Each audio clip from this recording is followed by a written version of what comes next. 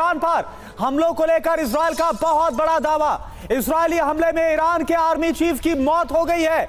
Israel का दावा, Iran military chief हमले में मारा गया। इजराइल का दावा, ईरान का न्यूक्लियर साइंटिस्ट मारा गया।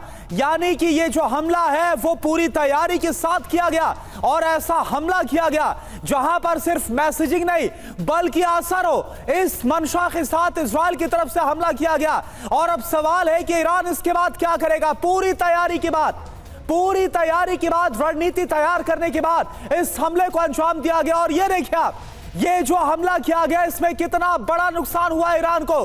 ईरान में जो मिलिट्री चीफ है उनके मारे जाने की खबर सामने आ रही है। साइंटिस्ट फरीदुन अब्बासी की मौत की खबर भी सामने आ रही है। और मनीष इस वक्त हमारे साथ जुड़े हुए हैं। मनीष साफ इंडिकेट कर रहा है कि कोई मैसेजिंग के तहत यह हमला नहीं किया गया। UEN Jaipur is a perfect target for prospective students aspiring for good jobs, good education with future-ready skills. बल्कि सब पूरे मामले को जो ईरान के खिलाफ ऐसा लग रहा है कि एक प्रतिज्ञा ली थी बेंजामिन नेतन्याहू ने, अब इसको अंजाम तक पहुंचाने के लिए इस हमले को अंजाम दिया गया। बिल्कुल, देखिए इस वक्त जो जानकारी मिल रही है उसके मुताबिक ईरान के 2 टॉप न्यूक्लियर साइंटिस्ट मारे गए हैं। एक का नाम आपने बताया फरीदुन अब्बासी, जो कि ईरान के एटॉमिक एनर्जी ऑर्गेनाइजेशन के हेड थे। अभी वो नहीं रहे और ये पहले फॉर्मर हेड थे, तेहरान में रहते थे। इनके घर को अटैक किया गया और इस एयर स्ट्राइक में, इजरायली एयर स्ट्राइक में ये मारे गए हैं। दूसरा जो है वो शाहिद बेहेश्ती यूनिवर्सिटी में न्यूक्लियर एनर्जी के हेड थे। उनका नाम है डॉक्टर अब्दुल्ला हमीद मिन्योचेव। उनको भी स्ट्राइक में मारा गया। यानी कि ईरान के परमाणु कार्यक्रम को जो लीड करने वाले 2 टॉप साइंटिस्ट थे उनको टारगेट करते हुए उनके घर को अटैक किया गया, जिसमें वो मारे गए हैं। इसके अलावा IRGC के चीफ की जहां तक बात है, उनको लेकर अभी तक आधिकारिक तौर पर पुष्टि नहीं हुई है।